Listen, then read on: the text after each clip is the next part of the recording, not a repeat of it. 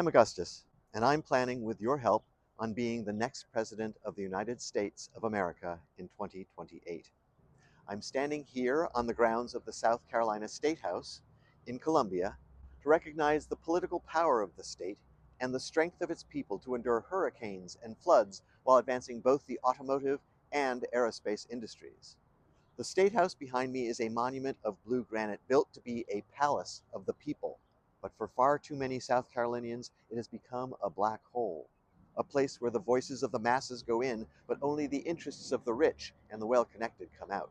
Today is day 4 of my 50+1 Capitals tour.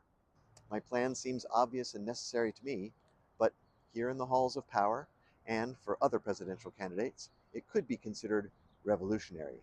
The plan is to visit every capital in this country, including Honolulu and Juneau, over the course of a total of 60 days. Not to give motivational speeches, but to listen to the people, and hopefully to truly hear what problems the general public needs fixing. South Carolina is a state forged in the fires of history and defined by its soul. It is a land where the Blue Ridge Mountains give way to the red clay of the Piedmont, the fertile fields of the Midlands, and finally to the Spanish moss and salt marshes of the Low Country. To lead here in South Carolina, one must respect the tenacity of the upstate and the enduring grace of the coast. And to be leader of the whole country, you have to actually know the whole country. You cannot lead a people you do not know, and you cannot know the people from inside a speeding motorcade, a high-flying jet, or a gilded office. You have to breathe in the crisp fall air of the Northeast, feel the heat in the South and Southwest, and stand in awe on the Great Plains. You need to admire the magnificent views of the Pacific Coast Highway, cross the mighty Mississippi, and traverse the passes of the rugged and majestic Rockies. Having lived in 7 states and visited all 50 states at least once before, I feel I have a glimmer of understanding of who the people of the United States truly are. But you can never stop learning. So I am visiting each state again, and I plan to do this over and over again during the course of my campaign and during my presidential term. Now you might be thinking, who is this guy? Why him? As I said, I'm Augustus. I was born in New York State 64 years ago. Like you, I've spent much of my life working. I've seen presidents come and go, I've seen industries rise and fall, and I've watched as the people who keep this nation functioning are treated like sheep or cattle, as resources, not people. But is he qualified, you may be wondering? The Constitution says I am.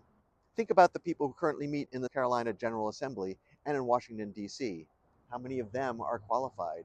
How many of them are actively working to make your lives better? Because it seems to me that many representatives have forgotten the primary requirement of the job, remembering who they work for. They shouldn't work for the lobbyists. They shouldn't work for their party, and they definitely should not work for the ultra-rich. Your representatives, including the President of the United States, should work for you. Period. I stand for the people, not for the corporations that treat their employees like line items, not for the ultra-rich who view the law as a suggestion, not for the special interests who believe that everyone else should live the way that the special interests think they should. I still believe in the America our founders envisioned, a land of opportunity and freedom, not where we find ourselves now, in a land of glass ceilings and locked doors. Why consider an unconventional, unaffiliated candidate like me? Maybe it's because you're exhausted. You're sick of being forced to choose between generic candidate A and generic candidate B, two sides of the same coin, twin men and women born of different mothers. Maybe it's because you want to be able to support someone who not only sees the United States as a beacon of hope rather than a global punchline, but for someone who also has the will to push for the laws and policies that will get us shining brightly on that hill once more. The motto of South Carolina is Dum Spiro Spero. While I breathe, I hope. It's a beautiful sentiment. But hope shouldn't be a strategy for survival. It should be the foundation of our progress. It's time we move that spirit of hope off our seals and into our laws, our economy, and our daily lives. I'm headed to Atlanta, Georgia tomorrow. I have many miles and many state capitals ahead of me. If you see me on your state house steps, don't just take a picture. Come over and say howdy. Tell me what's keeping you up at night. Tell me what you want for your children. I'm Augustus, and I'm here to listen. I'll see you on the steps where you live.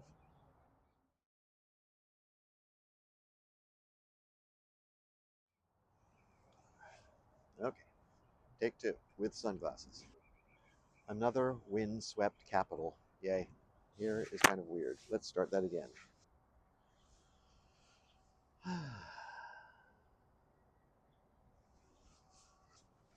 Why is my hair being weird? Stop being weird. There we go. Who knows? Stop. People kick themselves when I'm running for election and a nationwide thing, and they just are walking by like there's nothing happening. That's okay. Taking a break there because they were being loud. Okay.